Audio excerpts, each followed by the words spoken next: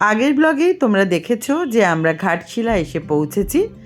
এবার আমরা লাঞ্চ করে নিলাম, তোমাদেরকে এবার নিয়ে যাব ঘুরতে, সেই সঙ্গে আমিও ঘুরব। চলো তাহলে বেরিয়ে পড়ি।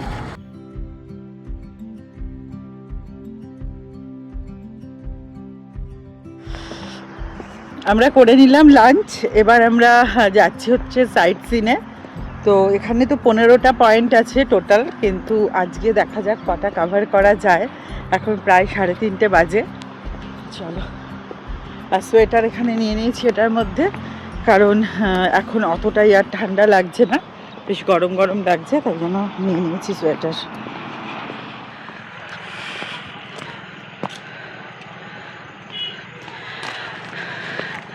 আমরা এখন যাচ্ছি চিত্রকূট পাহাড়ে।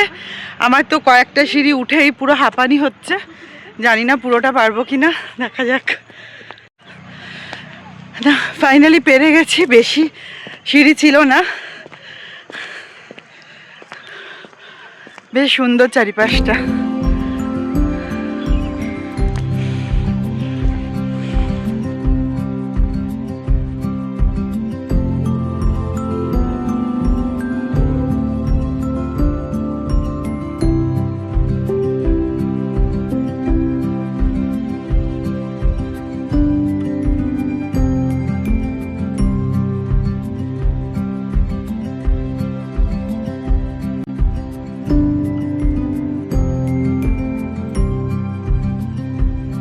চিত্রকূট পাহাড়ের ওপরে এটা হচ্ছে শিব মন্দির।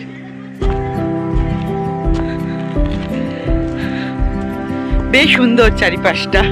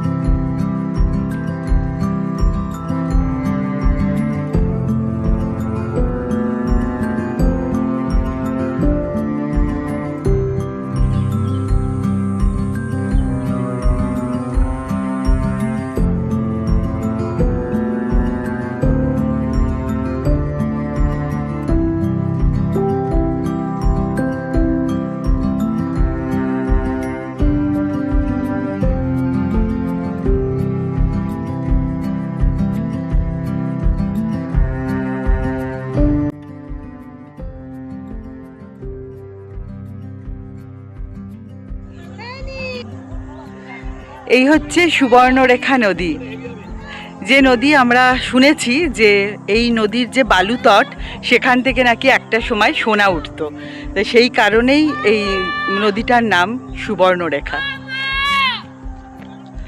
অপূর্ব সুন্দর। আর এখন যেহেতু পড়ন্ত বিকেল, সেই জন্য সূর্যের আলোটা এসে পড়ছে জলের মধ্যে, তোমরা দেখতেই পাচ্ছ আশা করি। পুরো মনে হচ্ছে যেন ওখানেই সোনার কিছু আছে, পুরো চিকচিক করছে, অপূর্ব ভিউ।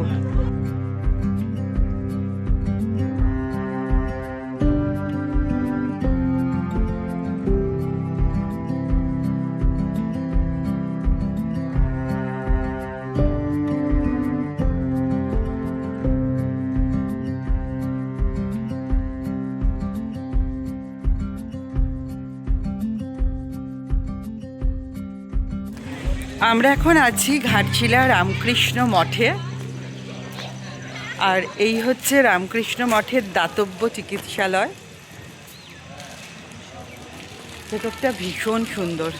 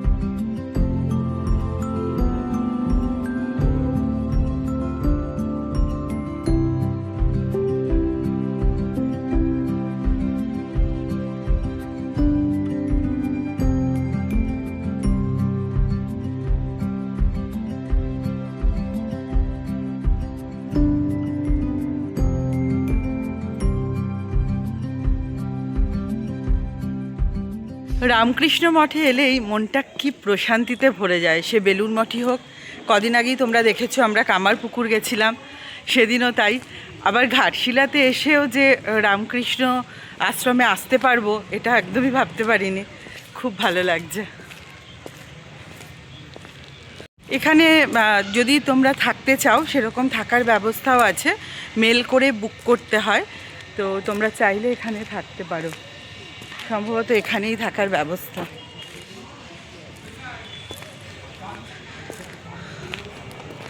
এরপরে আবার যদি কখনো ঘাটশিলা আসি তাহলে অবশ্যই আমি এখানে থাকবো। এবারে আমি জানতাম না, তো সেই জন্য আলাদা করে রিসর্ট বুক করেছিলাম। এর পরের বার নিশ্চয়ই থাকবো। আমরা যাব বিভূতিভূষণ বন্দ্যোপাধ্যায়ের বাড়ি দেখতে। বাড়িটির নাম হচ্ছে গৌরীকুঞ্জ। প্রচণ্ড নস্টালজিক লাগছে আমার, মানে ওনার বাড়িতে পা দেবো এটা একটা বিশাল ব্যাপার।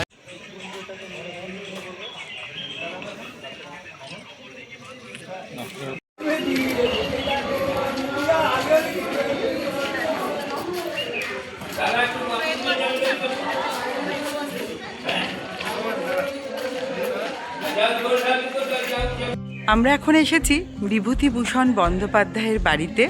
এই বাড়িটির নাম গৌরীকুঞ্জ। ফরিদপুরের মেয়ে রমা দেবীকে দ্বিতীয়বার বিবাহ করে এই বাড়িতেই এসে ওঠেন বিভূতিভূষণ বন্দ্যোপাধ্যায়। তারপর থেকেই বহু বছর উনি এখানেই ছিলেন এবং সাহিত্য চর্চা করতেন এখান থেকেই। এই হচ্ছে সেই আম গাছ, বলা যায় আম গাছের ধ্বংসাবশেষ। এই আম গাছটা লাগিয়েছিলেন বিভূতিভূষণ বন্দ্যোপাধ্যায়ের দাদা ভাই আম খাবে বলে। চলো আমরা প্রবেশ করি মিউজিয়ামের ভেতরে।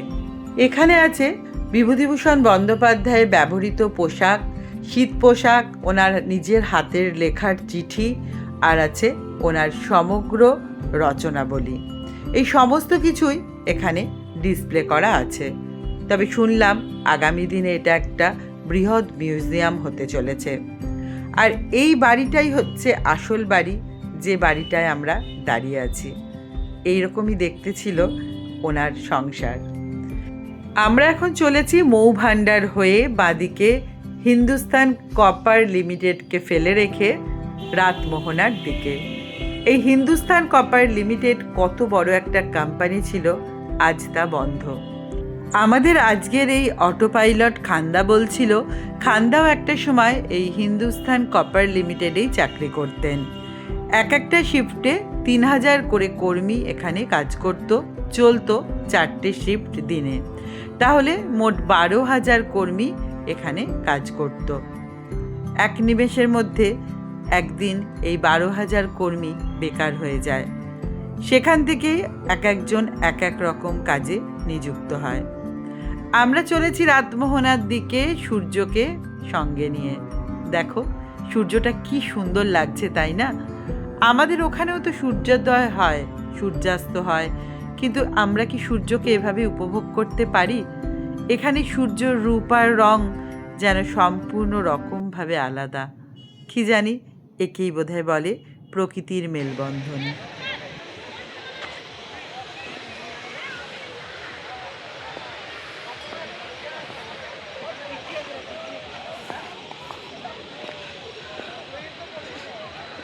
রাতমোহনা বিভূতিভূষণ বন্দ্যোপাধ্যায়ের খুব প্রিয় একটা জায়গা ছিল। আমরা অনেক উপন্যাসেই এই রাতমোহনার কথা কিন্তু জেনেছি তার লেখনীর মাধ্যমে। ওই যে ব্রিজটা, ওই ব্রিজটা দিয়েই আমরা এখানে এলাম। এটাও মানে সুবর্ণরেখারই একটা নদীটা হচ্ছে সুবর্ণরেখা, সুবর্ণরেখার ওপরে হচ্ছে ওই ব্রিজ। ওই ব্রিজটা পেরিয়ে আমরা এখানে এলাম। আর এই জায়গাটাকে বলে রাতমোহনা। এখানে একটা খুব সুন্দর ওয়াটারফলস আছে, যদিও এখন শীতকাল বলে একটু জলটা কম, কিন্তু বেশ সুন্দর। চলো দেখাই তোমাদের।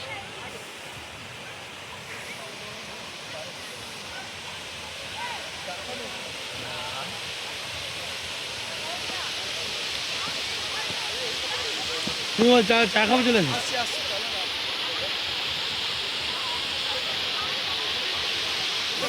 দাঁড়িয়ে দিয়ে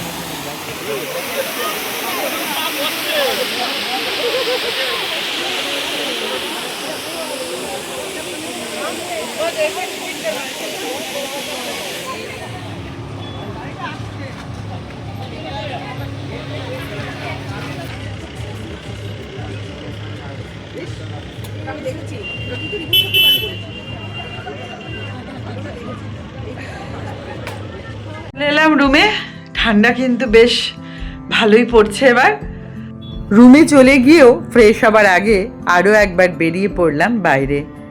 রাতের রিসর্টটা আরও সুন্দর লাগছে, চারিপাশটা আলোয় ঝলমল করছে, ভীষণ সুন্দর লাগছিল চারিপাশটা ঘুরতে। ঠান্ডা অবশ্য বেশ আছে। আর এই দেখো দূরে দেখা যাচ্ছে যে আলোগুলো, ওটাই হচ্ছে ঘাটশিলা স্টেশন। আমরা যখন সকালবেলা ট্রেন থেকে নামলাম তখনই কিন্তু আমরা আমাদের হোটেলের কিছুটা অংশ স্টেশন থেকেই দেখতে পেয়েছিলাম। বেশ ভালো লাগছে কিন্তু এখান থেকে স্টেশনটা দেখতে। আজকের ব্লগ থেকে আমি এখানেই বিদায় নিচ্ছি। কেমন লাগলো আজকের ব্লগটা অবশ্যই কিন্তু কমেন্ট করে জানিও। যারা এখনও ঘাটশিলা আসোনি তারা একবার ঘুরে যেও ঘাটশিলা। আর আমার চ্যানেলটাকে যারা নতুন আজকে প্রথম দেখছো সাবস্ক্রাইব করে চ্যানেলের পাশে থেকো। সবাই সবাইকে ভালোবেসো, ভালোবাসার বাঁধনে বেঁধে রেখো, কারণ আমরা প্রত্যেকেই জানি প্রতিটা আগামীকালই কিন্তু আমাদের জন্য অজানা। চলো তাহলে আজকের মতো টাটা।